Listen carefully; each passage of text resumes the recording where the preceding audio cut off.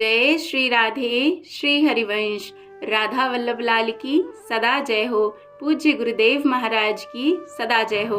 बहुत बहुत स्वागत है आप सभी का चैतन्य चरितावली में। हम महाप्रभु का बाल्यकाल श्रवण कर रहे हैं और बाल्यकाल में वे कितनी सुंदर लीलाएं करते हैं, बड़ा ही आनंद आ रहा है। तो आज हम श्रवण करेंगे कि अद्वैताचार्य और उनकी पाठशाला के बारे में। अद्वैताचार्य आगे जाकर महाप्रभु के अभिन्न अंग हुए। बड़ा ही सुंदर इनका व्यक्तित्व चरित्र है, बड़ा ही आनंद आने वाला है। तो अभी तो निमाई कुछ 5-6 वर्ष के ही हैं और ये अद्वैताचार्य की पाठशाला में अपने भाई विश्वरूप को बुलाने गए थे। वहाँ पर अद्वैताचार्य का नाम आया तो लेखक सोचते हैं चलो इनके बारे में थोड़ा भी बता ही दिया जाए।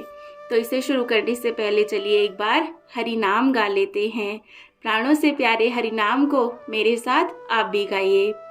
हरे कृष्ण कृष्णा कृष्ण हरे हरे, हरे राम राम राम हरे हरे। जय हो, हरि नाम की जय हो और हरि नाम को देने वाले श्री चैतन्य महाप्रभु की जय जय हो। चलिए शुरू करते हैं। तो अद्वैताचार्य और उनकी पाठशाला। गंगा पापम शशितापम दैन्यम कल्पतरु इस्तथा, पापम तापम च दैन्यम च घ्नन्ति संतो महाशया। क्या मतलब है इसका? श्री गंगा जी पापों को क्षय कर देती हैं, चंद्रमा ताप को शमन करने में समर्थ है और कल्प वृक्ष दैन्य को नष्ट कर सकते हैं, किंतु महानुभाव संत तो पाप ताप और दैन्य इन सभी को नष्ट करने में समर्थ होते हैं। जय जय श्री राधे। बड़ी सुंदर बात। जो आचार्य अद्वैत गौर धर्म के प्रधान स्तंभ हैं, गौर लीलाओं के जो प्रथम प्रवर्तक, प्रबंधक और संयोजक समझे जाते हैं, जिन्होंने वयोवृद्ध, विद्यावृद्ध और बुद्धिवृद्ध होने पर भी बालक गौरांग की पदरज को अपने मस्तक का सर्वोत्तम लेपन बनाया, जिन्होंने गौरांग से पहले अवतीर्ण होकर गौर लीला के लिए अनुकूल वायुमंडल बनाया, उत्तम से उत्तम रंगमंच तैयार किया, उस पर गौरांग को प्रधान अभिनयकर्ता बनाकर भक्तों के साथ भांति भांति की लीलाएं कराई और गौरांग के तिरोभाव के अनंतर अपनी संपूर्ण लीलाओं का संवरण करके आप भी तिरोहित हो गए। उन अद्वैताचार्य के पूर्वज श्रीहट्ट सिलहट जिले में लाउड़ परगने के अंतर्गत नवग्राम नाम के एक छोटे से ग्राम में रहते थे। हम पहले ही बता चुके हैं कि उस समय भारत में बहुत से छोटे छोटे राज्य थे, जिनमें प्राय स्वतंत्र ही नरपति शासन करते थे। लाउड़ भी ऐसी छोटी सी रियासत थी। उन दिनों उस रियासत के शासनकर्ता महाराज दिव्य सिंह जी थे। महाराज परम धार्मिक तथा गुणग्राही थे। उनकी सभा में पंडितों का बहुत सम्मान होता था। आचार्य के पूज्य पिता पंडित कुबेर तर्क पंचानन महाराज की सभा के राज पंडित थे। तर्क पंचानन महाशय न्याय के अद्वितीय विद्वान थे। उनकी विद्वता की चारों ओर ख्याति थी। विद्वान होने के साथ ही साथ वे धनवान भी थे, किंतु एक ही दुख था कि उनके कोई संतान नहीं थी। इसी कारण वे तथा उनकी पत्नी लाभा देवी सदा चिंतित बनी रहती थी। लाभा देवी के गर्भ से बहुत से बच्चे हुए और वे असमय में ही इस संसार सागर को त्याग कर परलोकगामी हो गए। इसी कारण तर्क पंचानन महाशय अपने पुराने गांव को छोड़कर नवद्वीप के इस पार शांतिपुर में आकर रहने लगे।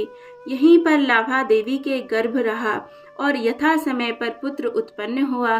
पुत्र का नाम रखा गया कमलाक्ष। ये ही कमलाक्ष आगे चलकर महाप्रभु अद्वैत के नाम से प्रसिद्ध हुए। जय हो, जय हो। बालक कमलाक्ष आरंभ से ही विनयी, चतुर, मेधावी तथा भगवत परायण थे। उन दिनों बंगाल में शाक्त धर्म और वाम मार्ग का बोलबाला था। धर्म के नाम पर लाखों मूक प्राणियों का वध किया जाता था और उसे बड़े बड़े भट्टाचार्य और विद्या वागीश परम धर्म मानते और बताते थे। कमलाक्ष इन कृत्यों को देखते और मन ही मन दुखी होते कि भगवान कब इन लोगों को सुबुद्धि देंगे, कब इन लोगों का अज्ञान दूर होगा, जिससे कि धर्म के नाम से ये प्राणियों की हिंसा करना बंद कर दें। निर्भीक ये बालकपन से ही थे। जिस बात को सत्य समझ लेते उसे किसी के भी सामने कहने में नहीं चूकते, फिर चाहे वह कितना ही बड़ा आदमी क्यों ना हो। एक बार की बात है कि राज्य की ओर से काली देवी की विशेष पूजा के उपलक्ष्य में एक बड़ा भारी उत्सव मनाया गया। इस समारोह में बालक कमलाक्ष भी गए। उन्होंने देखा काली माई की भेंट के लिए सैकड़ों बकरे तथा भैंसों का बलिदान किया गया है। दूर दूर से काली माई के कीर्तन के लिए सुप्रसिद्ध कीर्तनकार बुलाए गए हैं। कमलाक्ष भी काली मंडल में बिना काली को प्रणाम किए जा बैठे। उनके इस व्यवहार से महाराज दिव्य सिंह को बड़ा आश्चर्य हुआ। उनकी राजसभा के एक सुप्रतिष्ठित पंडित के पुत्र के इस अधार्मिक व्यवहार से वे क्षुब्ध से हो गए और कहने लगे, कमलाक्ष, तुम देवी को बिना ही प्रणाम किए कैसे बैठ गए? इस पर बालक कमलाक्ष ने कुछ रोष के साथ अकड़कर कहा, देवी तो जगत जननी है, सभी प्राणी उसकी संतान हैं। जो माता अपने पुत्रों को खाती है वह माता नहीं, राक्षसी है। पुत्र चाहे कैसा भी हो, कुपुत्र हो, किंतु माता कुमाता कभी नहीं होती। कुपुत्रो जायते कवचिदपि कुमाता न भवति। एक सच्चिदानंद भगवान ही पूजनीय और वंदनीय हैं। उनके प्रणाम करने से ही सबको प्रणाम हो जाता है। आप लोग देवी देवताओं के नाम से अपनी वासनाओं को पूर्ण करते हैं। बालक के मुख से ऐसी बातें सुनकर राजा दिव्य सिंह अवाक रह गए। कमलाक्ष के पिता कुबेर तर्क पंचानन भी वहां बैठे थे। उन्होंने महाराज का पक्ष लेकर कहा, देवी देवता सभी उस नारायण के ही स्वरूप है, इसीलिए देवी की प्रतिमा के सम्मुख प्रणाम ना करना महापाप है। तुम्हें ऐसा नहीं करना चाहिए। पिता की बात सुनकर कमलाक्ष निर्भीक होकर कहने लगे, एक जनार्दन भगवान की ही पूजा से सबकी पूजा हो सकती है। जहाँ प्राणियों की हिंसा होती हो वह ना तो देव स्थान है और न वह देव पूजा ही है। छोटे बालक के मुख से ऐसी बातें सुनकर सभी दर्शक आश्चर्यचकित हो गए। महाराज ने इनकी बुद्धि की बड़ी प्रशंसा की। इस प्रकार अल्पावस्था में ही इन्होंने अपनी निर्भीकता, दयालुता और वैष्णव परायणता का परिचय दिया। जय हो। धीरे धीरे इनकी अवस्था 12-13 वर्ष की हुई। पिता के समीप पढ़ने से इनकी तृप्ति नहीं हुई। उन दिनों इनके पिता लाउड़ में ही रहते थे। वे विद्या अध्ययन के निमित्त शांतिपुर चले गए। समाचार मिलने पर इनके माता पिता भी इनके समीप शांतिपुर ही आ गए। यहाँ पर रहकर इन्होंने वेद, वेदांग और नव्य न्याय विशेष शिक्षा प्राप्त की। थोड़े ही दिनों में ये एक नामी पंडित गिने जाने लगे। कालांतर में इनके माता पिता परलोकवासी हुए। मरते समय इनके पिता आदेश दे गए थे कि हमारा गया जी में जाकर श्राद्ध अवश्य करना। पिता की अंतिम आज्ञा को पालन करने के निमित्त और उनकी परलोकगत आत्मा की शांति के निमित्त इन्होंने श्री गया धाम की यात्रा की और वहां पर श्री गदाधर भगवान के चरण चिन्हों का दर्शन करके शास्त्रोक्त विधि के अनुसार पितृ श्राद्ध आदि सभी कृत्य बड़ी श्रद्धा के साथ कराए। अद्वैताचार्य अब युवा हो गए थे। भक्ति का अंकुर उनके हृदय में जन्म से ही था। विद्या ने उनके भक्ति भाव तथा प्रेम को और भी अधिक विकसित कर दिया। वे सदा जीवों के कल्याण की ही बात सोचा करते थे। संसार से उन्हें कुछ उपरामता सी हो गई। चित्त में वैराग्य तो पहले से ही था। अब माता पिता के परलोक गमन से ये निश्चिंत हो गए। इसीलिए इन्होंने भारत के प्राय सभी मुख्य पुण्य तीर्थों की यात्रा की। सेतु, बंधक, रामेश्वर, शिव कांची, मदुरा आदि तीर्थों में भ्रमण करते हुए ये भगवान माधवाचार्य के आश्रम पर पहुंचे। वहीं पर श्रीमन माधवेंद्रपुरी महाराज भी उपस्थित थे। इन श्री माधवेंद्रपुरी ने ही पहल सन्यासियों में भक्ति भाव तथा मधुर उपासना का प्रसार किया। इनके प्रसिद्ध शिष्यों में श्री ईश्वरपुरी, श्री परमानंदपुरी, श्री ब्रह्मानंदपुरी, श्री रंगपुरी, श्री पुंडरीक विद्यानिधि तथा श्री रघुपति उपाध्याय विशेष उल्लेखनीय हैं। श्री ईश्वरपुरी इनके अंतरंग तथा प्रधान शिष्य थे। इन्हें ही गौरांग के दीक्षा गुरु होने का सौभाग्य प्राप्त हुआ। जय हो। श्री माधवेंद्रपुरी अद्वैताचार्य को देखकर बड़े ही प्रसन्न हुए। उनकी शीलता, नम्रता, विद्या, भक्ति और देश के उद्धार की सच्ची लगन को देखकर पुरी महाशय गदगद हो उठे। उन्होंने अद्वैत को छाती से लगाया और श्री कृष्ण मंत्र की दीक्षा देकर इनमें नव शक्ति का प्रचार किया। अपने गुरुदेव के सामने भी इन्होंने अपनी मनोव्यथा कही। तब पुरी महाशय इन्हें आश्वासन देते हुए बोले, संसार की रचना उन्होंने ही की है। इस बढ़ते हुए कदाचार को वे ही भक्त भयहारी भगवान मेट सकेंगे।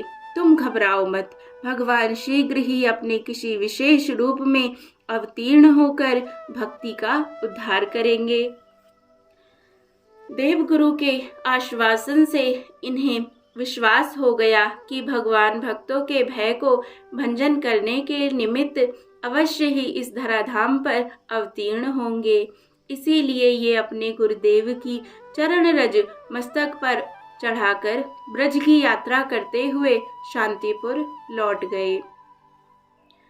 श्री अद्वैत की कुशाग्र बुद्धि और भगवत भक्ति का श्री माधवेंद्रपुरी पर बड़ा प्रभाव पड़ा। जब उन्होंने गौड़ देश की यात्रा की तो वे शांतिपुर भी पधारे और कुछ काल अद्वैताचार्य के ही घर में रहे। अद्वैताचार्य नामी पंडित होने के साथ ही धनवान भी थे। शांतिपुर के वैष्णवों के वे ही एकमात्र आधार थे।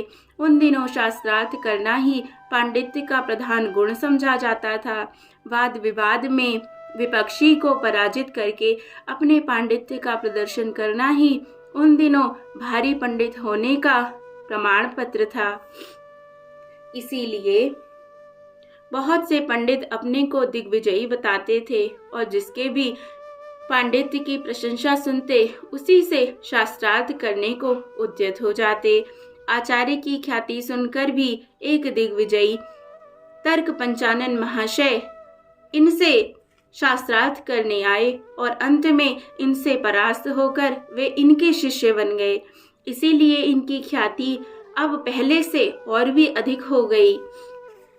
इनके पिता के आश्रयदाता महाराज दिव्य सिंह जी भी इनकी प्रशंसा सुनकर इनके दर्शनों के लिए आए। उन्होंने इनका भक्ति भावपूर्ण पांडित्य देखकर अपने सफेद बालों का सिर इनके चरणों पर रख दिया और गदगद कंठ से कहा, आपने अपने संपूर्ण कुल का उद्धार कर दिया। कृपया करके मुझे भी अपने चरणों की शरण दीजिए। बूढ़े राजा शाक्त होने पर भी इनके शिष्य बन गए। वे इनमें बड़ी श्रद्धा रखते थे। अंत में उन्होंने राजकाज छोड़कर एकांत में अपना निवास स्थान बना लिया और कृष्ण कीर्तन करते करते ही शेष आयु का अंत किया। अद्वैत की बाल लीलाओं का वे सदा गुणगान करते रहते थे। उन्होंने संस्कृत में अद्वैत की बाल लीलाओं को लिखा भी था। जय हो। श्री माधवेंद्र पुरी ने इन्हें गृहस्थी बनने की आज्ञा दी। गुरुदेव की आज्ञा शिरोधार्य करके इन्होंने नारायणपुर निवासी पंडित नरसिंह भादुड़ी की सीता और ठकुरानी नाम की 2 पुत्रियों के साथ विवाह किया और उनके साथ सुखपूर्वक समय बिताने लगे। ये बड़े ही उदार, कोमल हृदय तथा कृष्ण कथा प्रिय थे। भेदभाव तथा संकीर्णता को ये कृष्ण भक्ति में बाधक समझते थे। उन्हीं दिनों परम भक्त हरिदास भी इनके पास आए। ये यवन बालक थे, किंतु थे बड़े होनहार तथा कृष्ण भक्त। इसीलिए आचार्य ने इन्हें अपने पास ही रखकर व्याकरण, गीता, भागवत आदि को पढ़ाया। ये बड़े ही समझदार थे। आचार्य के चरणों में इनकी परम श्रद्धा थी। आचार्य भी इन्हें पुत्र की तरह मानते और प्यार करते। हरिदास आचार्य के घर में ही भोजन आदि करते थे। एक नामी पंडित होकर अद्वैताचार्य मुसलमान बालक को अपने घर में रखते हैं। इस बात से सभी पंडित तथा ब्राह्मण इनका विरोध करने लगे, किंतु इन्होंने उनकी कुछ भी परवाह न की। एक दिन किसी ब्राह्मण के यहाँ श्राद्ध के समय सबसे प्रथम आचार्य ने श्राद्धान्न हरिदास के ही हाथों में दे दिया। इससे कुपित होकर पंडितों ने इनसे कुछ बुरा भला कहा। इन्होंने निर्भय होकर कह दिया, हरिदास को भोजन कराने से मैं करोड़ों ब्राह्मणों के भोजन का महात्म्य समझता हूँ। इनकी इस बात से सभी भौचक्के से रह गए। ये कोरे पंडित ही ना थे, किंतु क्रियावान भक्त तथा विचारवान भी थे। ये शास्त्रों का पठन पाठन करते हुए भी सदा हरि कीर्तन और भक्त भक्ति में परायण रहते थे। उन दिनों अधिकांश पंडित पुस्तकों के कीड़े तथा शुष्क वाद विवाद करने वाले ही थे। शास्त्रों के अनुसार क्रियाएं करना तो वे जानते ही ना थे। शास्त्रों में ऐसे पंडितों को मूर्ख कहा गया है। जय हो। शास्त्राण्य धीत्यापि भवन्ति मूर्खः यस्तु क्रियावान पुरुषः स विद्वान् सुचिन्तितं चौषधमातुराणां न नामात्रेण करोत्य रोगम। अर्थात शास्त्र पढ़ने पर भी यदि उसके अनुसार आचरण ना करे तो मनुष्य मूर्ख ही बना रहता है। जैसे कैसे भी बढ़िया से बढ़िया औषध को मन से सोच लो, जब तक उसे घोट पीसकर व्यवहार में ना लाओगे तब तक निरोग कभी नहीं बन सकते। उन दिनों के पंडित ऐसे ही अधिक थे। अद्वैताचार्य की उनसे नहीं पटती थी, इसीलिए इन्होंने अपनी एक नई पाठशाला खोल ली। उसमें ये दिन भर तो शास्त्रों को पढ़ाते थे और रात्रि में हरिदास आदि अपने अंतरंग भक्तों के साथ कृष्ण कीर्तन करते थे। इनकी पाठशाला में विशेषकर भक्ति शास्त्रों की ही चर्चा होती, इसीलिए आस्तिक और भगवत भक्त पंडितगण इनके प्रति बड़ी श्रद्धा रखते थे। कहते हैं, एक बार पंडित जगन्नाथ मिश्र के घर जाकर इन्होंने अपने पुत्रवान होने का आशीर्वाद दिया था। तभी विश्वरूप का जन्म हुआ। निमाई जब गर्भ में थे तब शची माता ने एक बार इनके चरणों में भक्ति भाव से प्रणाम किया। इन्होंने आशीर्वाद दिया, इस गर्भ से तुम्हारे अवतारी पुत्र उत्पन्न होगा। इस प्रकार सभी धार्मिक लोग इनका बहुत अधिक सम्मान करते थे। पंडित जगन्नाथ मिश्र से इनका बहुत अधिक स्नेह था। विश्वरूप को मिश्र जी ने इन्हीं के हाथों में सौंप दिया था। विश्वरूप जैसे मेधावी, गंभीर और होनहार बालक को पाकर ये परम प्रसन्न हुए और बड़े ही मनोयोग के साथ उनको पढ़ाने लगे। विश्वरूप एक बार जिस श्लोक को पढ़ लेते दोबारा फिर नहीं पूछने की आवश्यकता होती उन्हें।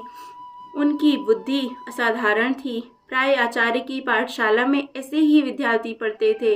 दिन भर घटपट और अवांछनीय अवच्छेदकता ही बकते रहने वाले तथा सदा व्याकरण की फक्कियों का ही ऊपर संपूर्ण शक्ति खर्च करने वाले विद्यार्थी इनके यहाँ बहुत कम थे।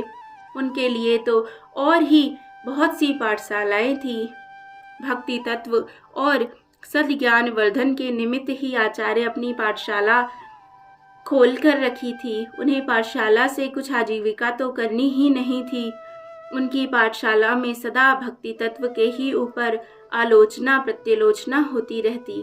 विश्वरूप इनके विषयों में सबसे अधिक भाग लेते। उनका चित्त बालपन से ही संसार से विरक्त था। अद्वैताचार्य की कथाओं का तो आगे समय समय पर यथास्थान उल्लेख होता ही रहेगा। अब आइए थोड़ा निमाई के दधा विश्वरूप के मनोविचारों को समझने की चेष्टा करें। देखें वे अपने जीवन का क्या लक्ष्य स्थिर करते हैं। जय जय श्री राधे, जय जय श्री राधे। तो इस प्रकार यह अध्याय यहाँ पर पूर्ण होता है। तो हमने सुना कि अद्वैताचार्य का जो स्वभाव है और व्यक्तित्व है कितना महान है। और अब हम अगले अध्याय में जो निमाई के बड़े भाई हैं विश्वरूप, उनके बारे में पढ़ेंगे। जानते हैं ये बहुत जल्द संन्यास भी ले लेंगे और माता बहुत दुखी होंगी। और आगे जाकर देखिए जो निमाई हैं वो भी संन्यास ले लेते हैं। तो माता पिता उनकी स्थिति का तो क्या ही कहना। बहुत हृदय स्पर्शी प्रसंग आगे हम श्रवण करेंगे। आशा है आपको खूब आनंद आ रहा होगा। प्रिया लाल की सदैव कृपा हम सब पर बनी रहे। चैतन्य महाप्रभु की कृपा से हम सभी भी भक्ति में लगे रहें, यही कामना करते हैं। जय जय श्री राधे, जय जय श्री राधे श्याम।